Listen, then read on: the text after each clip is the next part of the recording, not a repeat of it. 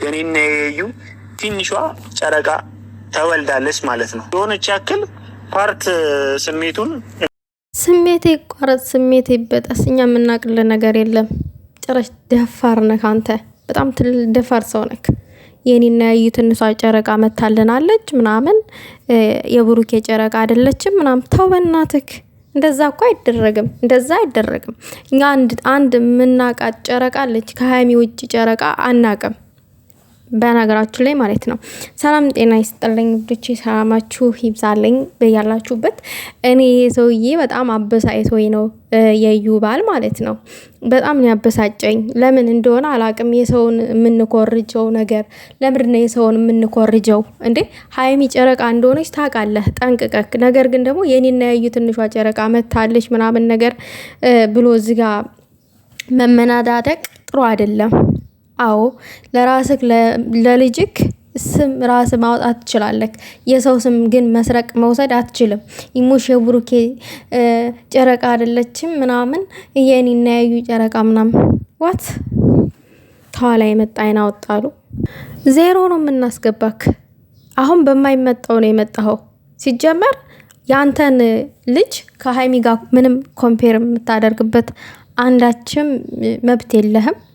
ሲቀጥል ደግሞ ያንተ ልጅ ከማን እንደተረገዘ ራሱ እዩ ከማን እንዳረገዘች ራሱ አታቀም። ካንተ ይሁን ከማን ይሁን ከምን ከፍየል ይሁን ከምን ምንም የምታውቀው ነገር የለም። ዝም ብላ ነው በምንድነው የሚባለው? በደም ነፍስ ነው የሚባለው። መታ የሰው ስም ያጠፋችሁ ሙድ ያዘችው ሰው ላይ የከሌ ሰው ነው ብላ ስም ያጠፋችሁ ማለት ነው። ጨረቃ የኔ ጨረቃ ምናምን ነገር ተው በእናትህ። ያንተ ጨረቃ ማን ነው? ለአንተ የሰጠ ጨረቃ የሚለውን ስም ማን ነው? እንደዚህ ሌላው ነገር ደግሞ ግማሹ የብሩኬን ትመስላለች፣ ግማሹ እኔን ትመስላለች ምናምን እያልክ እየቀላመድክ ነው። ምንድን ነው? በጋራ ነው እንዴ እዩን ያስረገዛችሁት? ፈጣሪ ቅሪ በለኝ የላይኛው አምላክ። ሂዱና የልጁን አባት በስነ ስርዓት ፈልጉ። ከሰው ህይወት ውጡ። ብሩኬ ገነመን እያልክ አትቀበጣጥር። ብሩኬ ይችን ሴት ቼክ አላደረጋትም።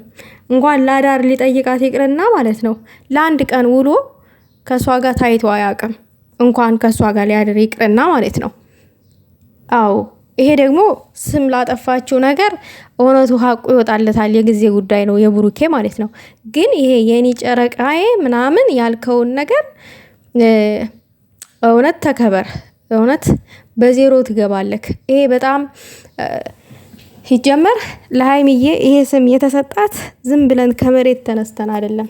ሀይሚ ማለት ስለሷ ትንሽ ነገር ልበል ማለት ነው። እኔ ከዚህ ስም ትርጉም የወሰድኩትኝ በእኔ አተረጓጎም ማለት ነው። ይሄንን ስም ያወጡት የራሷ ጨረቃ ፋሚሊዎች ናቸው፣ የሷ ፋሚሊዎች ማለት ነው። ግን ይሄን ስም እኔ ዝም ብዬ ስተረጉመው እና ስረዳው እና ሀይሚዬ ደግሞ የምታደርጋቸውን ነገሮች ምናምን ነገር ካየዋቸው አንጣሮች ሀይሚ ማለት ለራሷ ሳትኖር የራሷን ህይወት ሳታበራ ለሰው ደምቃ በርታ የምትገኝ የጨለማባቸውን የምታደምቅ ከጨረቃም በላይ ፀሐይ ነች ሀይሚ ማለት። ለሰው ቀድማ የምትገኝ የሰውን ህይወት የምታስተካክል ለራሷ የማትኖር በጣም ትሁት ደግ ልብ ያላት እሷን የሚመጥን ስም ነው ይሄ ስም ጨረቃ የተባለችበት። ዝም ተብሎ ተምድሪ ተነስቶ ምናምን ነገር አይደለም። ብዙ ታሪክ የሰራይ ልጅ ናት። ከዚህም በላይ ምናምን ነገር ስም አውጥተን ብንሰይማት ራሱ ስያሜ አጣሁልሽ ብሏል ነፍሱን ይማርና ማዲንጎ ማለት ነውና ስያሜ አተንላታል። ከዚህም በላይ ብናገኝ ብንሰይማት ራሱ ደስ ይለናል። ስለዚህ ማንንም ቅንቅራም እየመጣ ጨረቄ ገደመኔ ምናምን ብሎ እንዲላላጥብን አንፈልግም። ሀይሚ ታሪክ የሰራች ናት በዚህ እድሜዋ። ሀይሚ ብዙ ታሪክ የሰራች ልጅ ናት። ጅግና ሴት ናት። እንደገና ደግሞ ብዙ ታሪኮችንም ወደፊት የምትጽፍ ናት እና ለሷ የሰጥናትን ስም ማንም ተነስቶ እንዲል አንፈልግም፣ እንዲወስድ አንፈልግም። ለራስክ ስያሜ ማውጣት መሰየም ትችላለህ፣ ለራስክ ልጅ ማለት ነው። ከፈለክም ፋንድያ በላት፣ ከፈለክም በቀለች በላት፣ ከፈለክም ማስቃለች በላት፣ ከፈለክም ደግሞ ዘይብደር በላት፣ እንደፈለክ አድርገህ ጥራት። ይሄ ግን የኔ ጨረቃ የሚለውን ግን ከምላስክ ስር ነቅለህ አውጣው እንዳትደግመው። የመር እንዳትደግመው። ስም ይወጣ ከቤት ይከተል ጎረቤት ይላል የሀገሬ ሰው ማለት ነው። ገባክ? ዛሬ ዝም ብንልክ ነገ ይሄንን ስም እየጠራው ትመጣለክ። አንተን ተከትለው ደግሞ የአንተ ግብረ አበሮች እየጠሩት ይመጣሉ ማለት ነው። ስለዚህ ከየትም የመጣ ጨረቃ ስም አይሰጣትም ሲጀመር ማለት ነው።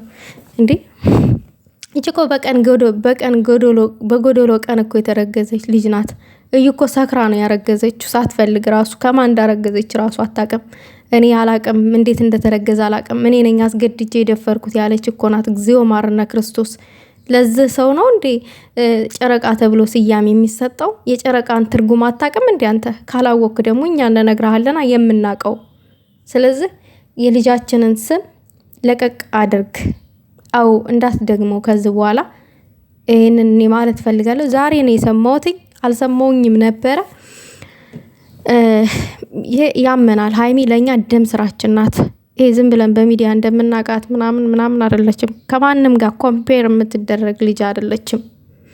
ሁሉም የሚጻፍለት ታሪኩ በስራው አንጣር ነው። አንድ ሰው እንኳን ትልልቅ አርቲስቶች እንኳን ታሪካቸው ምናምን ነገር ይጻፋል። ልክ እንደ ስራቸው ጥሩ የሰራ ይመሰገናል። ከሌ እንደዛ አገሩን ያስጠራ ምናምን ነገር ሁሉም በየራሱ የሰራው ታሪኩ ይጻፍለታል። ሀይሚዬም ጨረቃ የተባለችው ከስራው አንጣር በቃ ሌለ የራሷን ህይወት ሳታበራ የሰውን ቀድማ የምታበራ ለሰው ብርሃን ብዙ ነገር ማለት ይችላለሁ። መደጋገም አያስፈልገውም። ስለዚህ ይህን ስም ለቀቅ ማድረግ አለብክ። የኛ ያወጣነው ስም ቀላል አይደለም። ዝም ተብሎ ከመሬት ተነስተን አይደለም። እንደዚህ ለቅንጦት አይደለም ያወጣነው። የቅንጦት የተወጣ ስም አይደለም። እሺ ይሄ ለቅንጦት ሲያምራት እኮ ነው ይሄን ልጅ ያረገዘው ሚስትክ በቅንጦት ማለት ነው፣ ሳትፈልግ ለዛው። እና አንተ ደግሞ ጨጓራችን አትላጥ። ሚስቴ ላጠይት ይበቃል።